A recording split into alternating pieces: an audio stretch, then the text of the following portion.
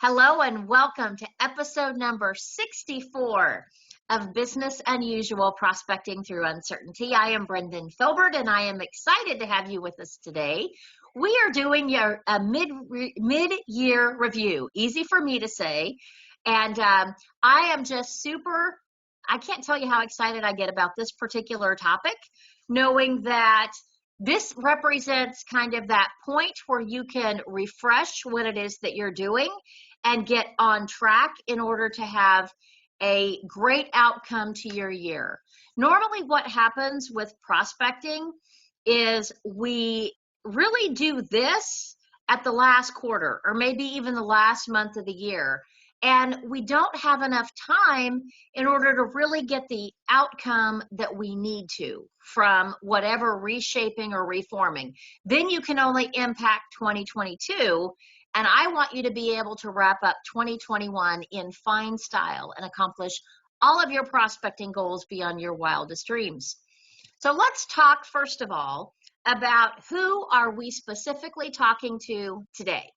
Now, when I set my programming, my calendar up for the month, I have set every first Friday as an opportunity for a sales meeting, because I know that there are a lot of solopreneurs or maybe even business development professionals that are part of a team but may still have that remote work, or they may not have access to a manager that is helping them stay on track. Unfortunately, managers often focus on where there are problems and not on helping people who are on track or who are exceeding their goals. And I want to be the one that helps you wildly exceed your goals and be focused on helping you for your reasons, not necessarily to accomplish a company quota. So that's what we are all about today. So if you are a sales pro that just needs that additional extra little bit of insight, or you are an entrepreneur that's kicking things off and you need just a little bit of help and support in order to get on track and stay on track, or if you are a rainmaker within an organization and they're not always wrapped up in sales, you're in the right spot. I'm here to help you get on track. So the first question that we need to talk about is why it is so important to keep score. Now, I will tell you that some of the stuff that I'm getting ready to share with you, you have probably heard throughout your career. And if you've been like me in the early stages of my career, I'm like, wah, wah, wah. It's just one more reason for somebody to try to keep track of what I'm doing. And as long as I'm making my numbers, I want my independence and autonomy. And the challenge with that way of thinking is it's not about being micromanaged, it's about being accountable to yourself and being able to lay eyes at any point on what your metrics should be. So we are going to talk today all about what those metrics should be and how you need to get on track. But the first question I'm going to ask, do me a favor and chat in and let me know if you are currently using a CRM. So chat in, and you can use the questions pane for that. And if you are if you're listening to this recording at a later date, do me a favor and just leave me a comment. And let me know if you are currently using a CRM and if you are all in with metrics and with staying on track with what your metrics should be. Okay. So if we have a CRM in place, what we want to do is make sure that we are using the functionality in it where and how it is the most useful. So first thing that you need to think about is your CRM can basically function as your GPS.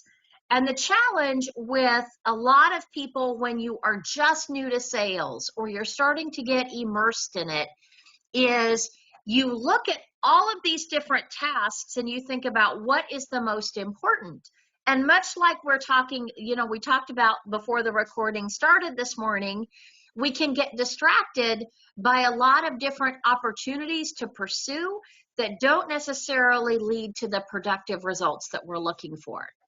So if you think about jumping into the middle of an opportunity, and remember that in a lot of cases, when you engage with your prospects, they may already be a significant path, or they may already be a significant way down their buyer journey. So more than 2/3 of the way through their process to figuring out if you're their solution, and you may be introduced as just one option. So you're immediately trying to jump in and figure out where you are. And if you have to go back and regroup with every single conversation, not only is it lost forward momentum on your part, your customer may also, or your prospect may also get a little bit irritated by saying, you know, we just talked about this last week. Why are we having to go back through this again? So there's a whole lot of what you need to be doing within your CRM that is not just a matter of checking the boxes, putting the opportunities in, but actually updating your records and using it for the content management tool that it can be. So we want to make sure that we are using that CRM as that navigation system, or our GPS.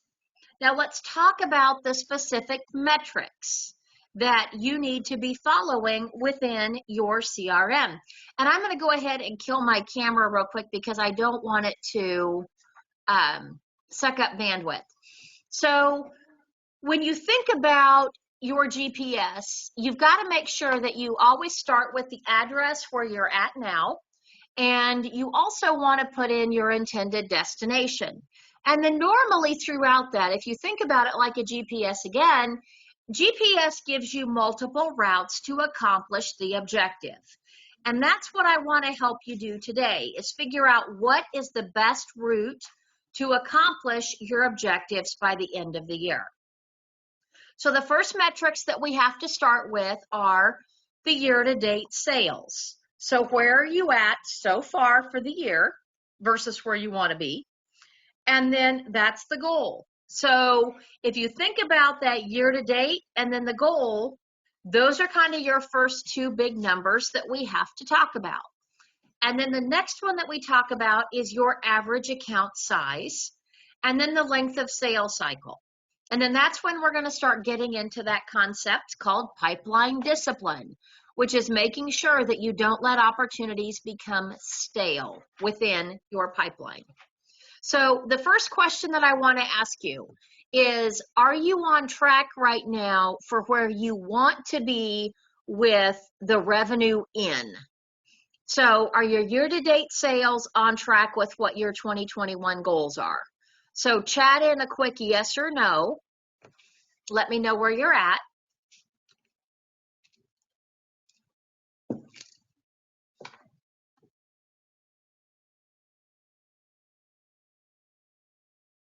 Okay, so some yeses and some nos.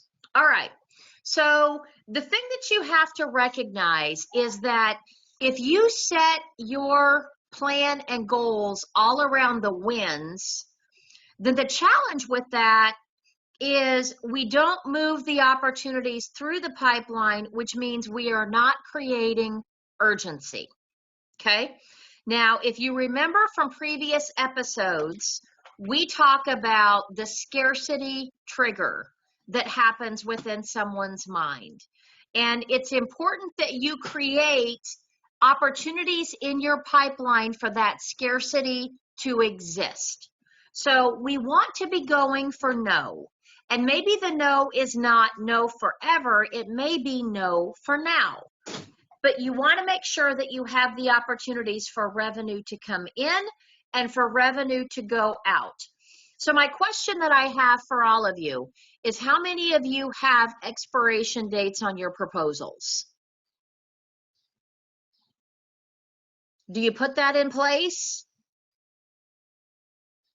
And that is one of the tactics that I have found to be highly effective. Now, some of you may have a natural deadline that's imposed based on, for instance, if you're in the healthcare industry, you have entry points based on expiration dates or closing dates of when you can access the different programs that are there. What's important is that you always create those opportunities for that urgency to exist. So it can't be an open-ended, the opportunity is here forever. There needs to be an offer that's attached to it that kind of creates that deadline. And that you will find will help you on two fronts. So it will help you convert more later stage proposals, and it will also help you with cleaning out the pipeline so that you don't base hopes and dreams on opportunities that aren't going to happen. And eventually, time kills deals, even really good deals. And if you let them drag on for too long without putting something in place, then the problem that you face is that you're banking on it. And you start thinking about, even if it's just in the back of your mind, that still small voice that says, but if I land this really big deal, I'm not going to be able to keep up with everything. And that's another reason why I like to make sure that you have expiration dates on those big deals and any deals in your pipeline. And just because someone is a no for now does not mean they're a no forever. Remember that buyer journey of 8 to 22 interactions. And I have clients that, it's funny, I think this one has the record for being the longest sales cycle ever. I have one of my environmental attorneys that let me know that he closed a prospect that he met 37 years ago. So talk about an elephant of a sales cycle. Oh my goodness, that gestation period was something for it to actually turn into an opportunity.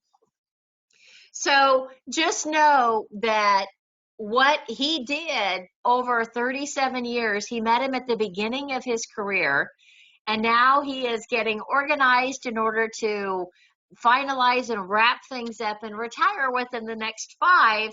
And now this customer turns into an opportunity. But he did stay connected with them for all of that time, and he leveraged LinkedIn and social media. And the guy had just had such a positive impression of him when he met him all those years ago, and he knew him through social media, and that made him reach out and say, you are the one I think we want to work with on this project. And it was a significant project, and it's probably going to lead to a lot of work over the next 5 years even. So with that, recognize that just because you move somebody out of your pipeline does not mean they go out of your marketing funnel, okay? So the other factor that needs to play into your pipeline management is your conversion rate at each stage. And CRMs can be game-changing for you to be able to know your metrics. And if you find that there are certain things that you do at any stage of the funnel that improve your conversions, like typically I would have, when I first started in business development, my early stage conversion, if I had a conversation, 10% of my conversations converted to an appointment. And then from the appointment, I would have 25% that would convert to a proposal. And then and that's a number, when you think about it, you don't want that to be a super high number in terms of, you don't want to beg people to stay in your pipeline. If you remember from our session a couple weeks back when Liz Megley visited with us, you have to recognize that every proposal has a cost associated. And if you are going to invest the cost or the time and effort, you want to make sure that you are going to have a high probability of close. So it's a case of, I would almost rather that metric be a little lower so that you are not converting people that are not legitimate prospects. So, Kathy, it was conversation in the early stages. So 10% of my initial conversations when I would meet a prospect would convert to an appointment, which was the first stage of my funnel. And then from there, I would have 25% of my meetings that would convert to a proposal, which meant they had the means, the money, and the motivation to do something. and there was a project there. So that made sense for me to move forward. Then my next conversion was typically around 75% of proposals resulted in closed business, as in they were a yes. And again, you don't ever want there to be like 100% because that normally means you're trying to push something that isn't really there. So you want to make sure that whoever, of course, you're converting, there actually is an opportunity that you're moving through with. And then, of course, you get to the closing percentage, and that's where you're looking at how many of those proposals, again, actually result in closed business. Now, I do know, and I'm going back to my numbers, when I was selling consulting services, I would close 30% of the business that was in my pipeline. So I knew that I could look at my pipeline volume and accurately predict whether or not I was on track for my goals for the year based on the volume that was there. Because again, that pipeline discipline, making sure that you're tracking only legitimate opportunities that are there. So we're going to be looking at revenue in. You're looking at revenue out. Again, remember my pro tip is put an expiration date on a proposal or create a limited time offer that creates that urgency for people to engage now if you're trying to generate some short-term closed business. And then the other thing that's really pretty cool about those offers is periodically it gives you an opportunity to reach back out to dormant prospects that you can say, hey, I've got something that's a limited time offer. I thought based on our conversation that we had in Q4 of last year, I know a lot of life has happened for a lot of people. I thought this might be a good opportunity for you to dive in if this is still an issue. So it gives you a pretense for just a call.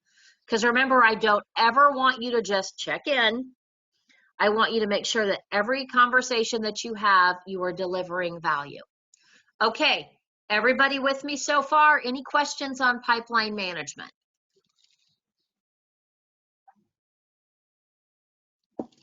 We good?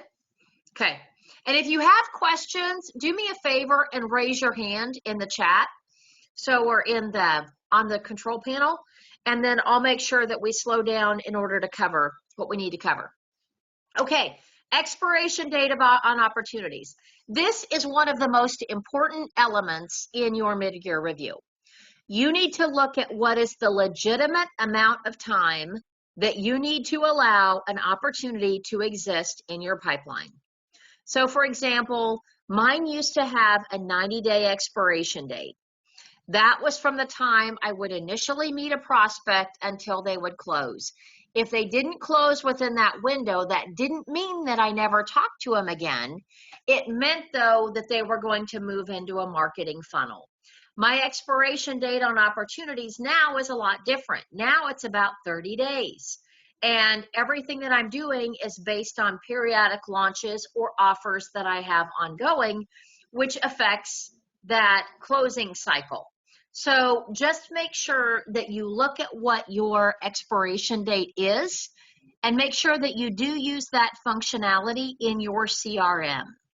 And they give you, so many of them have tools that they give you that estimated close date. I want you to make sure that you are filling that in. If for no other reason, then it just reminds you to ask the prospect the question of what was your date for when you wanted the results from this activity or this effort that you were incorporating. And then you can back in and do the reverse timeline close. And that in and of itself provides you with often that urgency the prospect has in order to get underway with the project sooner rather than later. So make sure that you are using that, again, functionality in your CRM, that you plug in your expiration date so that you clean out the pipeline as often as it needs to be. I'll tell you that most of the people that I work with, I encourage you to keep a manageable expiration date, typically around 90 days, is a good amount of time to invest on the upper end and 30 days is normally sufficient on the lower end. And now I do get that you may have a consultative solution that may take design build, it may take months, it may take years. I get it. You can take and incorporate this same philosophy here, but the active pursuit time that you have is how long it is that you are going to focus weekly attention on an opportunity. So for instance, I have many big deals working that they may not happen until Q4 of this year, but they aren't in my pipeline. So I continue to stay in touch with these folks, but normally it's through my email newsletter and through scheduling a conversation or an attempt to reach out and connect within my CRM that's a defined task, but it's not counted in my pipeline, okay? So that's the thing that I want to make sure that we talk about today, is focusing on what is in your pipeline that should close within that 90-day time period, because we live and die by quarters in sales development, quarters and then months and then weeks and then days. So, okay, so with that, we've talked a little bit about this already. So to get to the volume through your pipeline, and this is a number for you that I'm going to want you to actually put together for your own business. So you are going to start by identifying your average length of sale. So you're going to plug that information in, have the estimated close date. You are going to clear out your stale opportunities, and that's go for no. So if you've had somebody that's been in your pipeline and hasn't moved for several weeks and they're not responsive, I love sending out emails that are basically hey, I just want to make sure you're still okay. And let me know if I need to send card and flowers, if you're well or not well. I mean, just let me know what I need to do, because I'm kind of worried about you. And right now, we have all the reason in the world in order to talk to everybody and let them know if we need to send them a get well card. Holy cow. So make sure that you have a reason for reaching out, but then say, we've had this file open for a long time on your project, and I just want to be clear on whether or not there is something that is coming up that is ahead in priority of this, or whether or not this needs to move up on your priority list. And if so, how can I help? So you want to offer something that, again, creates that urgency that says, if this is not going to happen, please just give me, drop me a quick note, or I'm going to need to close your file. And that doesn't mean that we can't reconnect at a later date, but we're going to then have to reevaluate where you are and where we are and work on what the right solution is in order to move things forward. So sometimes that's enough of a reminder for people to step back and say, whoa, I don't want to lose all the time and effort, and we put together a bid or we're close on pricing, especially now with inflation happening and everybody's costs are going up.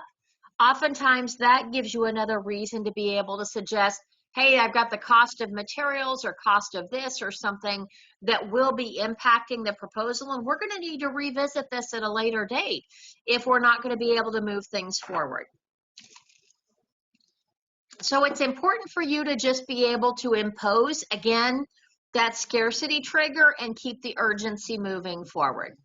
Okay, any questions about this for pipeline discipline before we move on to the next topic? If I spend enough time here, we all good with this? Okay, moving on. Now we're going to talk about what do we do to create opportunities. So do me a favor and chat in your revenue that you want to close by the end of this year. So I want to get a sense of where everybody's at right now. So Jim, I know you shared yours earlier, and I want your goal not based on the trip. So chat in that number. Kathy, I want to see what your number is.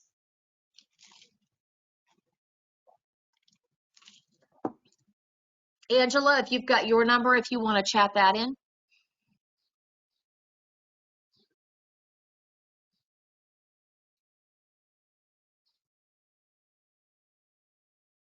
Okay. All right. So everybody's got their number of what needs to happen by the end of the year. Okay. Now let's talk about how you are going to create the opportunities that will help you close that business. Sound like a plan? All right, here we go. So recognize that if you think about all the different avenues to business, you have cold leads that are, in a lot of cases, those may be, leads that you purchase where you're doing an outbound calling effort. We have warm leads, which are people that are calling into you. So let's say you run a promotion on social media and you get people reaching out to you based on interest. Those are considered warm leads. So they've raised their hands, they've opted into your funnel. Of course, referrals. Everybody knows this is my favorite topic. And then introductions. And the introductions are that highest level of referral where you are basically taken by the hand into your perfect prospect when there is a need. So that prospect has the means, the money, the motivation, and your referral source has probably already done all that early qualification and has told your story sufficiently so that they are probably 95% of the way through the buyer journey. So at that point, your sales cycle is typically measured in minutes and not months. So those are kind of the different categories that we are going to talk through. Now we're going to put a pen to paper and we're going to do some math. So let's roll up your sleeves. So know that if you've got cold leads, you are going to average 1 to 5% closing on cold leads. So that is your time to contact. So recognize that even if you've got great information and you try to catch somebody, they're not going to be at their desk right now. And getting to them at their desk with the the required level of enthusiasm about your topic, for lack of a better term, is probably going to be virtually impossible. So you have to consider the amount of effort it takes in order to even get with a conversation. So, and your closing percentage is 1 to 5% of conversations held, not leads. So you may have 100 leads and only be able to get connected with 10 people after you've made multiple attempts in order to even reach them. So when you think about the effort that's required, that's what I want you focusing on, because this is not always about the amount of time or the amount of money that it costs you for any of these efforts. You need to also make sure that you're looking at that return on your effort. Because, it's just not fun. When you think about smiling and dialing 500 times to talk to 20 people, it's just not, it's not the most productive use of our time. And then you also need to factor in the buyer journey. So think about, if you have a cold prospect, you have to do all of the heavy lifting of that sales cycle. So that means that you have to demonstrate authority. You have to build that relationship. You have to engage them in your community. You have to get them excited about wanting to be a part of your community. You have to have that social proof, and that social proof may not be someone that is directly influential over them. So there's a lot of work that goes into a buyer journey that is generated from a cold lead. So I want you factoring that in. So much like I talked about on the previous slide, an introduction or referral, somebody else is doing some of that buyer journey heavy lifting for you, and you are piggybacking on their influence. And then we have that sales cycle, or the length of time it takes to close. So keep in mind, my client that met somebody 30 plus years ago, and they just now became a client. So the sales cycle for everything to line up and for them to be ready to work with you, that can take some time. So what I'd like for you to do is I would like for you to do the math and figure out how many cold leads would you need in order to reach your goal. And I do want you to do this math.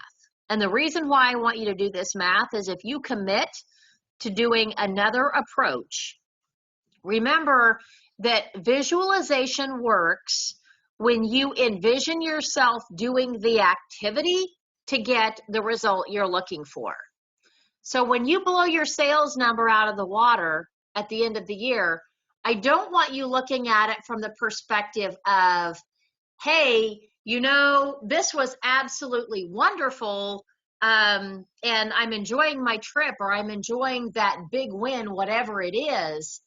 I want this to be from the perspective of you see yourself successfully closing and having the number of proposals and doing the activity it takes, because that will lead you to the necessary discipline to execute. Okay? So, oh my goodness, Jim's already done his math. 11,200 leads. That's a lot of leads. That's a lot of work. Okay, so you've done the math. All right, I hope everybody else does the math. If you're listening to the recording, I want you to pause the recording and do the math. Okay, here we go. Now we're talking warm leads. So if you decide that your best way of accomplishing this goal is to do a campaign on social media. So let's say you're going to put something together and blast it out via LinkedIn. Know that you may have a higher closing percentage on those warm leads of 10 to 15%, but you're still going to have to do a lot of the heavy lifting of that buyer journey. So you're going to have to build credibility, you're going to have to build authority, you're going to have to create that reciprocity, solve at least a couple problems for them throughout their buyer journey, and get them excited about working with you. So there's some effort involved there. So let's talk about how many warm leads are required for you to reach your goal, whatever that goal may happen to be. Okay, we're going the right direction for Jim. Jim's on it. He's doing his math. Okay. So Kathy, Angela, I hope you're working on yours too. Because the thing that's important, let me just share this. What's important is many of the things that will distract you are going to fit under, they create warm leads. And warm leads are great if they're all you got. But if you factor in these other questions that are a big part of the equation, so that buyer journey, so how much time it takes you to actually get to close business, and then that sales cycle, that sometimes makes you rethink whether or not that shiny opportunity really is a good thing for you to pursue.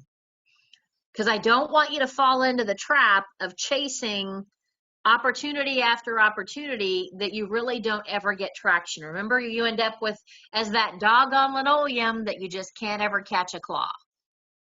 Okay, so that's warm leads. Now let's talk referrals.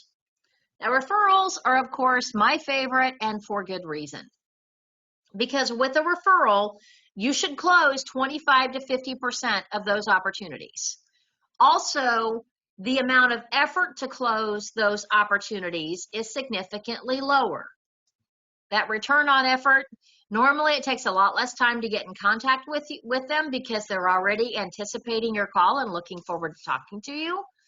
They are already far enough down the buyer journey that they're actively engaging with solutions.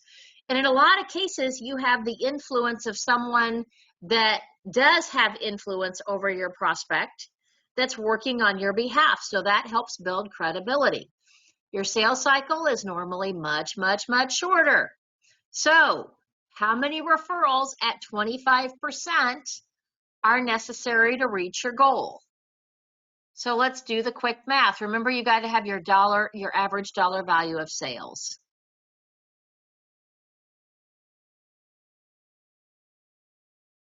Yes, Kathy, really good point. All of my great opportunities have been through referrals and introductions. I'm not sure I'm seeing the value in cold and warm leads. Okay, so the reason why you're doing this exercise, there are a couple of things. So first and foremost, it reinforces the value of why you do what you need to do in order to generate those referrals and introductions. The other thing is, and this is a key bit of insight for everybody, you have to be talking to enough people to create the outbound referrals if you expect to have inbound referrals. Okay? So if you need to have 10 introductions a week or 10 referrals a week, you have to be giving 10 referrals a week. Now that doesn't always mean, so let's say, Kathy, you're my referral partner. It doesn't mean that I have to be giving you a referral every week, but there is that, that emotional equity bank that's out there that if you aren't referring actively, it is almost impossible to have those inbound referrals coming your way. So I may refer Angela, and then Angela may end up referring 5 or 6 other people, and then it eventually may come back around to Kathy, or it may not come back around to Kathy. But whatever it is, it's a case of you have to be putting it out there in order for it to come back. So there's this whole concept, I think, around the energy that you have to create around what you do in order to get the referrals you're looking for. And referrals are not just a one-way street. And if you approach them as a one-way street, you will fail. Because you will get 1 or 2 referrals, and then that person that referred you is normally going to recognize that you are a one-way street, and they will go focus on someone that actually is focusing on relationships. So even with clients, when we have an effort to work with them and serve them for referrals, remember, I'm always about having quarterly conversations. You have to create value in each and every one of those conversations for them to continue being willing to meet with you. So the delivering value is where you're actually referring others and helping others. And then that also, again, creates that energy that it's a reciprocal thing. So you've got to have enough conversations, even with people that are not doing business with you. So I always have a little bit of a cold outreach with what I'm doing. And the reason I do that is not because of what I expect to get out of it in closed business, but because of doors that I'm able to open for others. So I have to talk to a minimum of 25 people per week in order to make my referral goal. And that's not because those 25 people or even 6 of those people are going to buy from me, but it's because every single one of those conversations will result in 2 to 4 outbound referrals. And that's the metric that I'm managing with my referral prospecting. I hope this is making sense. So, okay. All right, so we've got the number of referrals needed in order to reach your goal. So we like the direction that we're going with these numbers, I'm sure. Now the next one is introductions. So introductions, we should be closing 85 to 90% of introductions when they are made by someone that is highly influential over the perfect prospect that we get introduced to. So the thing that's really fun about introductions is you normally have a sales cycle that is truly measured in minutes instead of months, but it may require, so here's where I want you to shift your thinking a little bit. So an introduction does not mean that they close immediately, but an introduction is normally where someone has done all of that heavy lifting of the buyer journey on your behalf, potentially for weeks or maybe even months before you ever meet the prospect. So introductions are not happy accidents.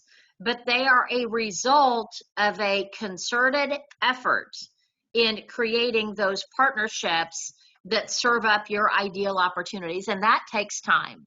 So instead of spending the time one-to-one with each one of the prospects, you are going to invest a considerable amount of time with that great referral partner that they will in turn introduce you when the time is right for you to close the deal.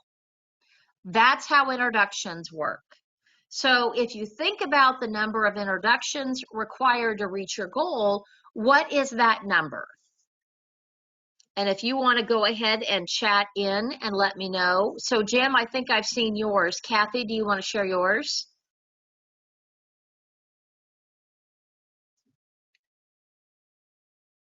Okay. And I want everybody that is following and listening to this call to do the math. If you need to pause the recording, do so that you make sure that you know what your numbers are and where you need to be. And also you are seeing from what we've talked about here, where your time and effort is best spent. So if you want to focus on this, what you need to think about is at what level are you going to need to increase your effort to get the results you're looking for? Is it a crawl, walk, or run in order to increase the leads, referrals, and introductions in order to accomplish your goals?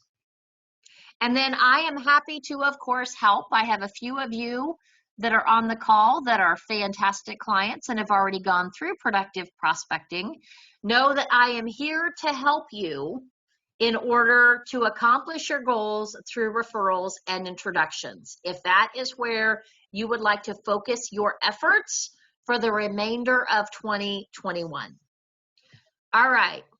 I also want to let you all know that we have something pretty cool coming up. We have a blogging masterclass that I would like to invite you to, and I will include the link in this recording today, and you'll also see the link on YouTube for you to be able to register to participate in either one of these sessions that are coming up. So also, if you have any questions about the content that we've covered today, oh, and we can't forget a shout out for our fantastic sponsor, the Women's Business Center, and know that they've got some amazing programming on all topics related to running a more effective business, and everything from accounting to HR. They've got a ton of stuff that's there. Go check out their calendar of events at kansascitywbc.eventbrite.com. So make sure you go check them out. And then here is my contact information. I'm here to help. So if you decide that you want to focus on building those referrals and introductions, I'm your gal. I can show you how to get there, and I can show you how to get there quickly. And I am delighted to assist you on your journey in order to accomplish your prospecting success. So with that, I'm going to wrap us up and say thank you so much for your time and for your attention today. And remember, to get what you want, you must help others get what they want. Have a great day, and I wish you good selling.